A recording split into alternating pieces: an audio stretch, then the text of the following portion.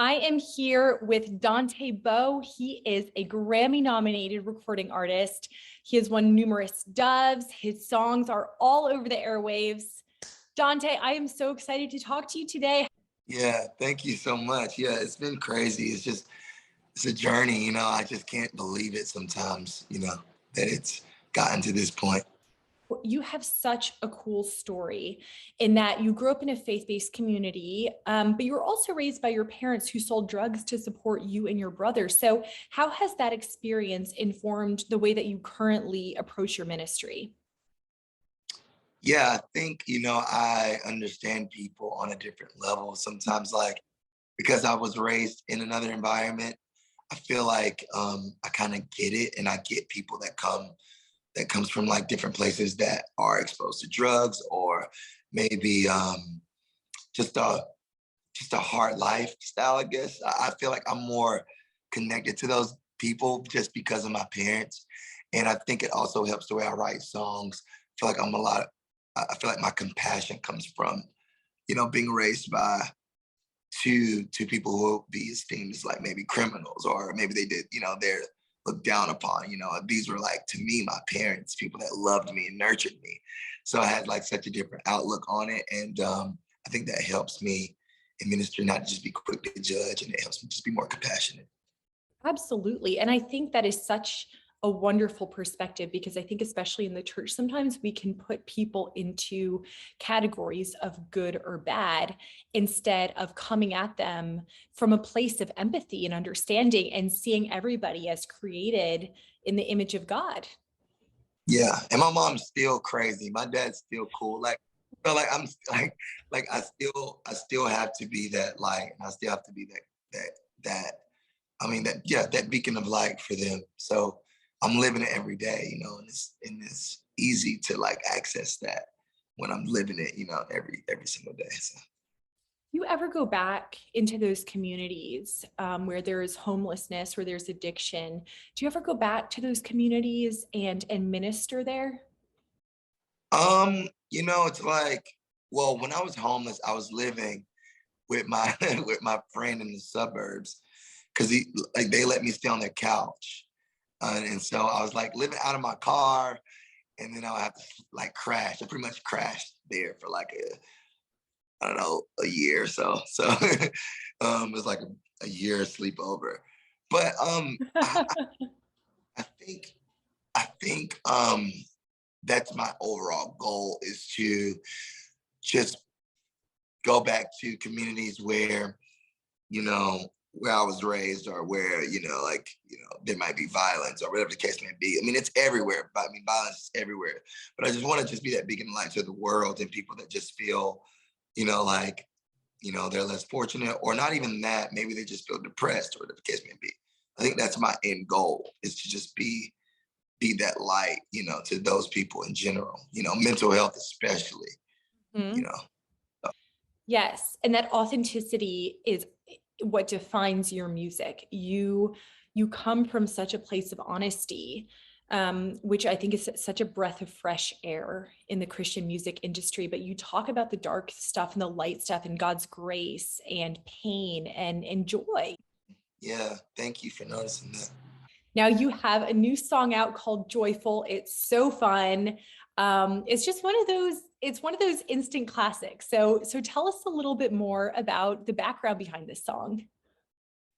Yeah, it's funny because I'm at Ben's house now, the guy who produced my song Joyful, and we're working on more music. But I came here in Nashville to like write with him in the middle of the pandemic after losing my grandfather in 2020, and I was working on my project and primarily working with this one guy, but I wanted to work with Ben, and I remember me and him having a conversation about how it doesn't feel so good right now, but it'd be fun to give, and it'd be also just a good thing to just give the world something they can dance to and something they can just feel a little bit lighter when they hear it on the radio or when they see it on TV. It just makes their day a little brighter, and maybe it transcends to the children and the older, all of it. You know what I mean? At the end, that's why we put that old like little um, spiritual. It was like I got the joy, joy, joy, joy down in my heart. I put that at the end of it just so like the older crowd could even like maybe hear something they recognize. And we wanted to give people light, you know, in the middle of a pandemic, in the middle of racial tension, pretty much. You talk about mental illness. We are in a pandemic. Mental illness is at an all-time high. It's a real problem right now. So what encouragement would you offer people who are struggling and maybe are having a hard time seeing a way forward? I'll tell them, like, first of all, I understand because I've been there where it just feels like, gosh, is anything gonna change? And you know, yes, it does change. You know, I one of my sayings is this too shall pass. Yeah. Like what I've learned in 28 years, I mean, I'm not the oldest, the wisest, but what I've learned in 28 years is like nothing kind of stays the same. I'm like, I was so mad in that moment.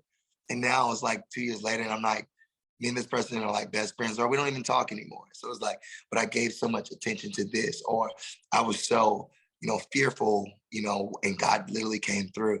And so I'm learning as I get older, when I feel that panic happening, I'm like, this probably isn't going to stay the same because nothing ever does. You know what I mean? And there is light at every end of the tunnel. You know what I mean? And it's all about perspective. So, yeah, I would tell somebody, you know, there is light. It will change. This too shall pass. So in just 3 years, you've gone from homelessness to being nominated for multiple Grammys. It's just incredible. So when you look back over your life, you must see God's hand all over it. And do you remember the moment where it dawned on you just how far you've come? You know, it's like I got that call from my manager, and he was like, he also produced Voice of God. And he was like, we're nominated for a Grammy. I forgot they were announcing it that day. And I was in California, and I was like, okay, yeah, I'm nominated for a Grammy. Okay, that's cool. Then I hung up, and then like I just wanted to Google it. So I like Googled it, and it was like multiple Grammy nominations, and I was so confused. And I remember talking to myself. I was like, who are you? Like, who am I to people? Or like I didn't think the Grammy Academy knew who I was. I didn't think the Doves knew who I was. I didn't think K-Love knew who I was. So I've had these like awakenings just in my career where I'm like, man, like this is kind of crazy. I hang out with the same people every day, and I'm really close to my family, so I don't get out much. So I think like when things like this happen, to answer your question, it is very shocking and almost like I'm not even living it, like I'm outside of my body, kind of like, oh my gosh, what an interesting life.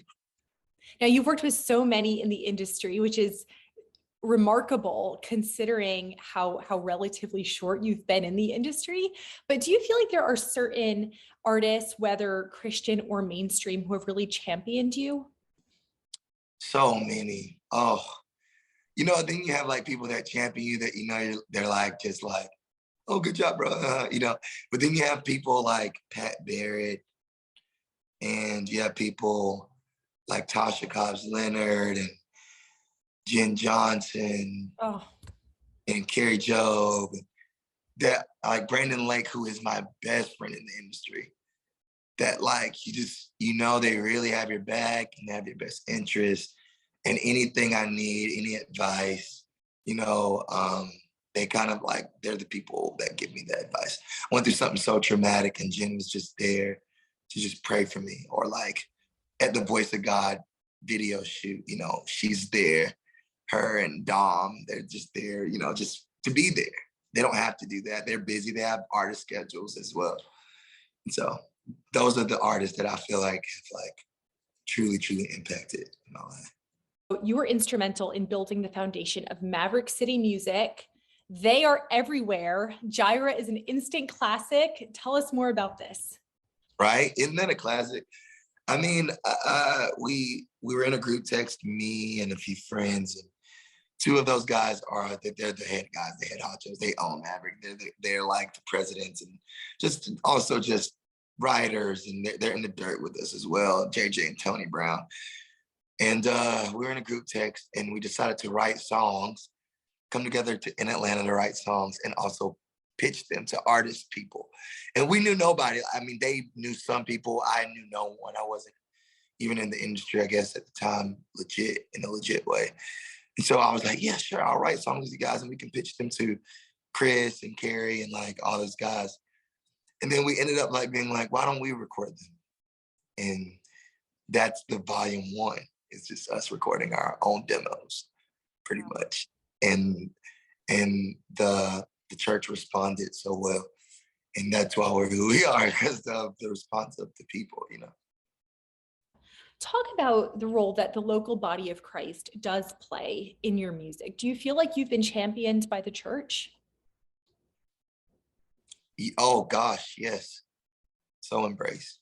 I am, and that's my community. You know, I'm a part of the church. Well, I am the church. Once you say yes to God, you know, I feel like you are a part of the church. You are the church. So, yeah, that's my community. I feel like um, whenever I release something, I have them in mind. You know, I never want to. I mean, not that I'm like bound by men's opinions of me or what I should or shouldn't do. I listen to God first, but I also think about them because they've been so faithful, so loyal, and you know, just yeah.